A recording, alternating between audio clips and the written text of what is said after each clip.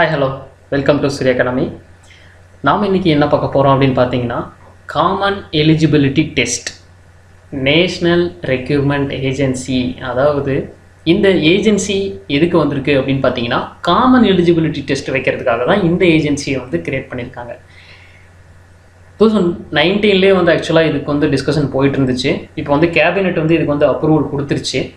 அதாவது common eligibility டெஸ்ட்டை வந்து கண்டக்ட் பண்ணலாம், சிஇடி. இதை யார் கண்டக்ட் பண்ணலாம் அப்படின்னு பார்த்தீங்கன்னா, என்ஆர்ஏ, அதாவது நேஷ்னல் ரெக்ரூட்மெண்ட் ஏஜென்சி வந்து இந்த சிஇடி எக்ஸாமை வந்து கண்டக்ட் பண்ணலாம் அப்படின்னு கேபினெட் வந்து அப்ரூவல் கொடுத்துச்சு. இந்த அப்ரூவல் கொடுத்ததுக்கப்புறம் என்னென்ன சேஞ்சஸ் வரப்போகுது அப்படிங்கிறத இந்த வீடியோவில் பார்க்கலாம். ஸோ பொதுவாக நிறைய டவுட்ஸ் இருக்கலாம், கண்டிப்பாக இருக்கணும். ஸோ அந்த டவுட்டை வந்து நான் இந்த வீடியோவில் வந்து உங்களுக்கு நான் கிளாரிஃபை பண்ணுறேன். சரிங்களா, போகலாம். இந்த சிஇடி எதுக்கு? To screen candidates at the first level for SSC, RRB and IBPS. So இப்போதைக்கு என்ன சொல்லியிருக்காங்கன்னா, எஸ்எஸ்சிக்கும் ஆர்ஆர்பி அதாவது ரயில்வே ரெக்ரூட்மெண்ட் போர்டுக்கும் அப்புறம் ஐபிபிஎஸ் பேங்கிங்க்கும் ஸ்டாஃப் செலெக்ஷன் கமிஷன், இந்த 3 ரெக்ரூட்மெண்ட் ஏஜென்சிக்கு மட்டும் இப்போ வரைக்கும் அப்ரூவல் வாங்கியிருக்காங்க, அதாவது சிஇடிக்கு. இப்போ என்ன பண்ணணும்னா, இந்த நேஷ்னல் ரெக்ரூட்மெண்ட் ஏஜென்சி இருக்குது பார்த்தீங்களா, இது வந்து இந்த சிஇடி எக்ஸாமை வந்து கண்டக்ட் பண்ணோம். யாருக்குன்னா, இந்த எஸ்எஸ்சி, ஆர்ஆர்பி, ஐபிபிஎஸ்க்கு. இந்த நாள் வரைக்கும் என்ன நடந்துச்சு, எஸ்எஸ்சிக்கு தனியாக ஒரு ப்ரிலிமினரி எக்ஸாம் இருக்கும், அதே மாதிரி ரயில்வே ரெக்ரூட்மெண்ட் போர்டுக்கு தனியாக ஒரு ப்ரிலிமினரி இருக்கும், சேம் ஐபிபிஎஸ்க்கு தனியாக ஒரு ப்ரிலிமினரி இருக்கும். ஆனால் இதுக்கு மேலே ஒரே லெவல் தான், ப்ரிலிம்ஸ்னு வந்து ஒரே லெவல் தான். இந்த 3 ஏஜென்சிக்கும் ஒரே லெவல் ஆஃப் எக்ஸாமினேஷன். ஸோ நீங்கள் வந்து ஒரு லெவல் இந்த கம்ப்யூட்டர் எலிஜிபிள் டெஸ்ட்டை வந்து ஸ்கோர் பண்ணதுக்கப்புறம், இதில் நீங்கள் கிளியர் பண்ணதுக்கப்புறம் வச்சுருக்க ஸ்கோரை வச்சு நீங்கள் ஐபிபிஎஸ்ஓ இல்லை ஆர்ஆர்பியோ இல்லை எஸ்எஸ்சியோ இந்த 3க்குள்ளே எதுக்குள்ளே வேணால் போகலாம். ஸோ அதுக்காக தான் இந்த சிஇடி எலிஜிபிலிட்டி டெஸ்ட்டை கொண்டு வந்திருக்காங்க. சரிங்களா, இதில் என்னென்ன நடக்க போகுது அப்படின்னு பார்க்கலாம். சிஇடி டெஸ்ட் காமன் தான், கம்ப்யூட்டர் பேஸ்டு எக்ஸாமினேஷன் தான். அது வந்து கம்ப்யூட்டர் ஆன்லைன் மோடில் தான் உங்களுக்கு எக்ஸாமினேஷன் நடக்கும். கிராஜுவேட் லெவலும், HSC level, matric level, so 3 லெவலுக்குமே காமன் தான். சரி, இந்த 3 லெவல் இருக்கிறதுனால இந்த 3 லெவலுக்கும் எப்படி சார் எக்ஸாமினேஷன் நடக்கும் அப்படின்னு பார்த்தீங்கன்னா, 3 லெவலுக்கு ஏற்ற மாதிரி உங்களுக்கு எக்ஸாமினேஷன் கண்டக்ட் பண்ணுவாங்க. ஃபார் எக்ஸாம்பிள், இப்போது உங்களுக்கு எஸ்எஸ்சி எடுத்திங்கன்னா, எஸ்எஸ்சியில் வந்து உங்களுக்கு ஹையர் போஸ்ட்டு, கிராஜுவேட் லெவல் போஸ்ட்டும் இருக்கும், ஹெச்எஸ்சி லெவல் போஸ்ட்டும் இருக்கும், மெட்ரிக் லெவல் போஸ்ட்டும் இருக்கும். சேம் ஐபிபிஎஸ் எடுத்துட்டிங்கன்னா அதுலேயும் உங்களுக்கு வந்து கிராஜுவேட் லெவலும் இருக்கும், கிளர்க் லெவல்லாம் பார்த்தீங்கன்னா உங்களுக்கு ஹெச்எஸ்சி மெட்ரிக் லெவல்லாம் இருக்கும். ஸோ என்ன பண்ணுவாங்கன்னா, இந்த சிஇடி டெஸ்ட் எடுத்து என்ன பண்ணுவாங்கன்னா, கிராஜுவேட் லெவலுக்கு ஒன்றும், ஹெச்எஸ்சி லெவலுக்கு ஒன்றும், மெட்ரிக் லெவலுக்கு ஒன்றும் கண்டக்ட் பண்ணுவாங்க. ஸோ சிஇடி வந்து கிராஜுவேட்டுக்கு தனியாக இருக்கும், ஹெச்எஸ்சிக்கு தனியாக இருக்கும், மெட்ரிக் போர்டுக்கு தனியாக இருக்கும். ஸோ அதில் வர ஸ்கோர்ஸை வச்சு இவங்க எஸ்எஸ்சியும் ஆர்ஆர்பியும் ஐபிபிஎஸ் என்ன பண்ணிடுவாங்கன்னா, நெக்ஸ்ட் ஸ்டேஜுக்கு வந்து யூஸ் பண்ணிப்பாங்க. ஸோ நல்லா சொல்கிறேன், இந்த எஸ்எஸ்சியோட ஆர்ஆர்பியும் ஐபிபிஎஸோட ப்ரிலிமினரி எக்ஸாம் மட்டும்தான் இந்த காமன் எலிஜிபிலிட்டி டெஸ்ட்டுக்காக எடுத்துக்கோங்களே தவிர, அந்த எஸ்எஸ்சி, ஆர்ஆர்பி, ஐபிபிஎஸ் நடத்த போகிற நெக்ஸ்ட் ஸ்டேஜ் எக்ஸாம் டயர் 2 அவங்க மெயின் எக்ஸாமினேஷன் சொல்கிறாங்களா, அது ப்ளஸ் இன்டர்வியூ, இதெல்லாம் வந்து உங்களுக்கு என்னென்னா அந்தந்த ஏஜென்சி வந்து எடுத்துக்கும். ஆனால் ஸ்கோர் ப்ரிலிமினரிக்கு வந்து இது மேலே தனித்தனியாக இருக்காது. எஸ்எஸ்சிக்கு தனியாக ஒரு ப்ரிலிம் எழுதணும், ஆர்ஆர்பிக்கு தனியாக ப்ரிலிம் எழுதணும், அதே மாதிரி ஐபிபிஎஸ்க்கு தனியாக ப்ரிலிமினரி எழுதணும் அப்படிங்கிற ஒரு கான்செப்டே இதுக்கு மேலே கிடையாது. இந்த சிஇடி ஸ்கோரே 3த்துக்குமே common for SSC, RRB, IBPS. So இந்த NRA will conduct a CET to screen candidates for the Group B and Group C non-technical post. இது ஞாபகம் வச்சுக்கோங்க. ஸோ நான்-கெசட்டட் போஸ்ட்டுக்கு மட்டும் இந்த எக்ஸாம்ஸ், குரூப் பிக்கும் குரூப் சிக்கு மட்டும் இந்த கம்ப்யூட்டர் பேஸ்டு எக்ஸாமினேஷன் நடக்கும். அதாவது சிஇடி காமன் எலிஜிபிலிட்டி டெஸ்ட் வந்து நடக்கும். சரிங்களா, இப்போது tier 2, tier 3 extra of examination which shall be conducted by the respective recruitment agency. நம்ம சொன்னால டயர் 1 மட்டும்தான் சிஇடி, அதாவது நேஷ்னல் ரெக்ரூட்மெண்ட் ஏஜென்சி கண்டக்ட் பண்ணுறது. மீதி இருக்க அந்த டயர் 2வும் டயர் 3யும் அவங்க என்ன மாதிரி கொஸ்டின் டைப் வச்சு சிலபஸ் வச்சுருக்காங்களோ அதுபடி நடக்கும். எஸ்எஸ்சிக்கு வந்து டயர் 2, 3 ஒரு மாதிரி இருக்கும், ஐபிபிஎஸ்க்கு ஒரு மாதிரி இருக்கும், ஆர்ஆர்பிக்கு ஒரு மாதிரி இருக்கும். அதெல்லாம் ஆல்ரெடி எப்படி இருக்கோ அதேபடி தான் நடக்கும். ஆனால் ப்ரிலிமினரி மட்டும் இதுக்கு மேலே common for 3. So syllabus would be standard. So syllabus எப்படி சார் இருக்கும், அது இன்னும் டிக்ளேர் பண்ணல. சிலபஸ் இதுக்கப்புறம் தான் டிசைன் பண்ணுவாங்க. ஸ்டாண்டர்டாக தான் இருக்கும் கண்டிப்பாக. எப்படி டிசைன் பண்ண போகிறாங்க அப்படிங்கிறது ஒரு லைட்டாக ஒரு கன்ஃபியூஷன் இருக்குது. ஏன்னா ஐபிபிஎஸ் எடுத்துட்டா ப்ரிலிமினரி சிலபஸ் அவரும் கொஞ்சம் மாதிரி வச்சுருப்பாங்க. ரயில்வே போர்டு வந்து கொஞ்சம் சிலபஸ் வந்து சேஞ்சஸ் ஆகும். ஸோ எஸ்எஸ்சி போர்டு அவங்க ஒரு மாதிரி சிலபஸ் வச்சுருப்பாங்க ப்ரிலிமினரிக்கு.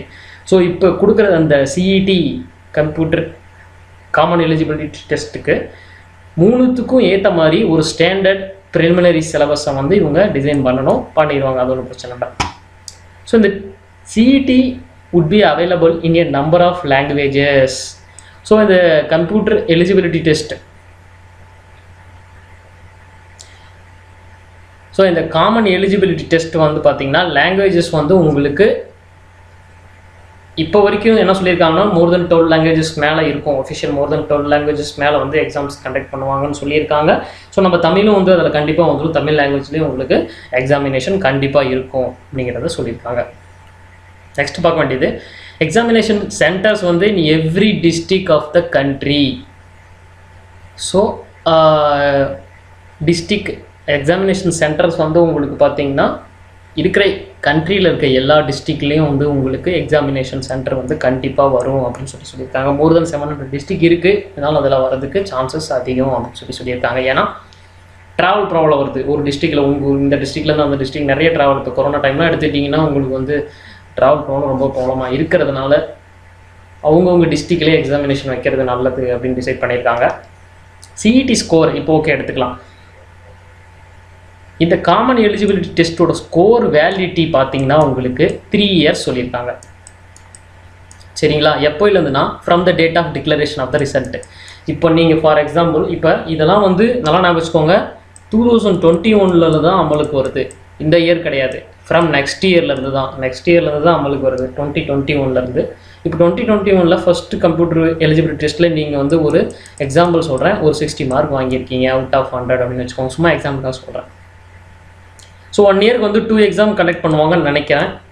ஸோ இப்போ 3 இயர்ஸ்னால் இப்போ 2022 அதுக்கப்புறம் 2023. ஸோ இப்போ 2022 நீங்கள் வந்து ஒரு 80 வாங்குறீங்க, அதுக்கப்புறம் 2023 நீங்கள் ஒரு 50 வாங்கியிருக்கீங்க. அப்படிங்கும் போது உங்களுக்கு ஒரு ஸ்கோர் வந்து 3 இயர் வரைக்கும் வேலிடிட்டி இருக்குது.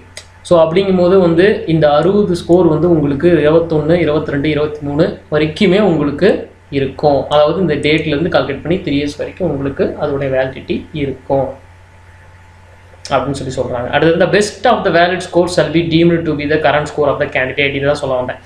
இப்போ இந்த 60 வாங்கியிருக்கீங்க, 80 வாங்கியிருக்கீங்க, 50 வாங்கியிருக்கீங்க அப்படின்னா இப்போ வந்து அப்பீர் ஆகும்போது இந்த 80 தான் வந்து அவங்க கன்சிடர் பண்ணுவாங்க.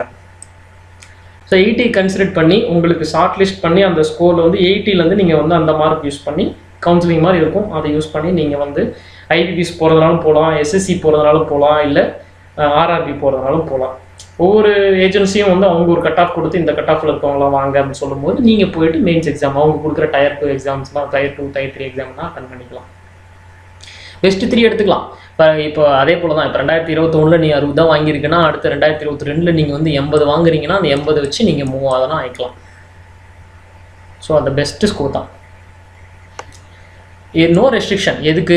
நம்பர் ஆஃப் அட்டம்ப்ட்டுக்கு. ஸோ நம்பர் ஆஃப் அட்டம்ப்ட்டுக்கு வந்து ரெஸ்ட்ரிக்ஷனே கிடையாது. எத்தனை அட்டம்ப்ட் வேணால் பண்ணிக்கலாம். ஆனால் அப்பர் ஏஜில் லிமிட் இருக்குது. அப்பர் ஏஜில் வந்து லிமிட் இருக்குது. அந்த அப்பர் ஏஜ் முடிகிற வரைக்கும் நீங்கள் நம்பர் ஆஃப் அட்டம்ப்ட் வந்து எத்தனை அட்டம்ப்ட் வேணாலும் முடிச்சிக்கலாம். ரிலாக்ஸேஷன் இருக்குது. எதுக்குன்னா அப்பர் ஏஜுக்கு எந்தெந்த கேட்டகரிக்கு பார்த்தீங்கன்னா நார்மலாக எஸ்சி எஸ்டி ஓபிசி கம்யூனிட்டிக்கும் அந்த அதர் கேட்டகரிஸ்க்கும் வந்து உங்களுக்கு ஏஜ் ரிலாக்ஸேஷன் கொடுத்துருக்காங்க. அது என்னங்கிறது இதுக்கு மேலே வர அந்த கவுட் பாலிசி இதுக்கு மேலே வந்துடுவாங்க. உங்களுக்கு ரெக்யூம் நோட்டிஃபிகேஷன் எல்லாம் டிசைன் பண்ணுவாங்க, சிலபஸ் எல்லாம் டிசைன் பண்ணுவாங்க. அப்போ வந்து உங்களுக்கு அதெல்லாம் உங்களுக்கு தெரிய வரும்.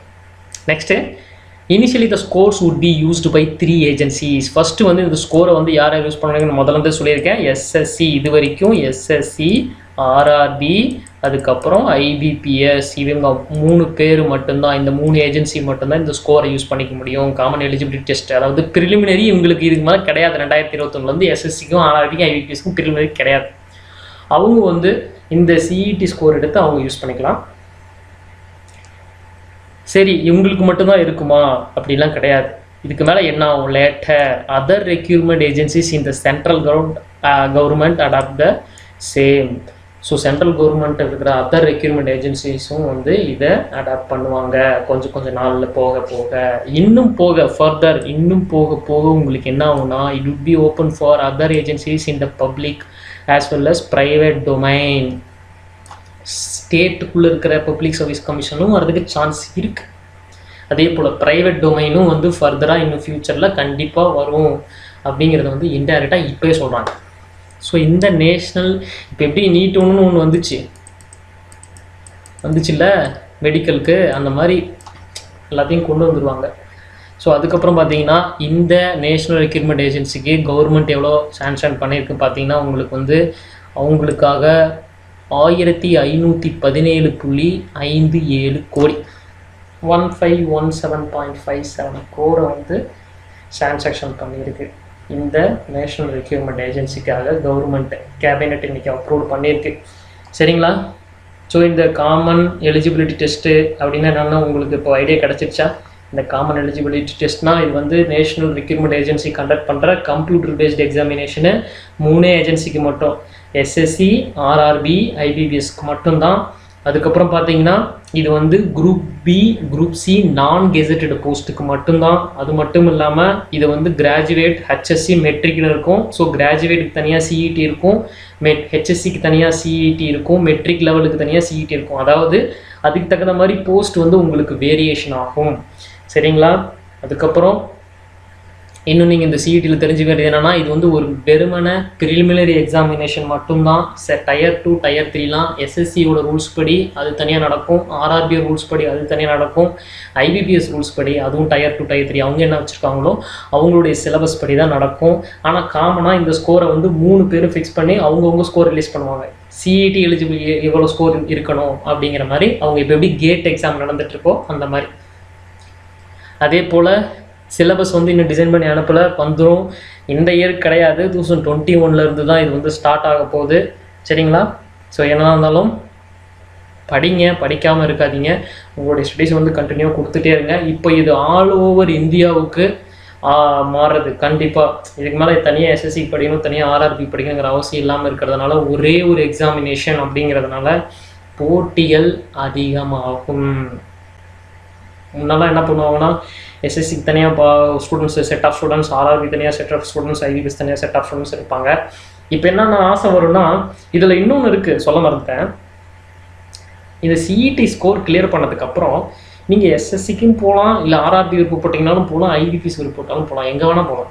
ஆனால் இப்போ எஸ்எஸ்சியில் ப்ரிலிமினரி போய் முன்னாடி இருந்தது, எஸ்எஸ்சி ப்ரிலிமினரி போய் கிளியர் பண்ணிட்டு நீங்கள் ஆர்ஆர்பி மெயின்ஸ் அப்ளை எழுத முடியும்னா கிடையாது. ஆனால் இந்த சிஇடியில் அந்த ஆப்ஷன் உங்களுக்கு இருக்குது. ஸோ சிலபஸ் குயிக்காக ஸ்டாண்டர்ட் சிலபஸ் வந்தோம்னா படிக்க ஆரம்பிங்க. வர வரைக்கும் வெயிட் பண்ணாதீங்க. இப்போ வரைக்கும் அந்த கரண்ட் அஃபேர்ஸ், ஜென்ரல் ஸ்டடீஸ் இதெல்லாம் காமனாக தான் இருக்கும். அதெல்லாம் அந்த ஆப்டிடியூட், ரீசனிங் எல்லாம் மிஸ் பண்ணாமல் அதெல்லாம் நல்லா பாருங்கள். கிளியர் ஆகிருக்கும்னு நினைக்கிறேன்.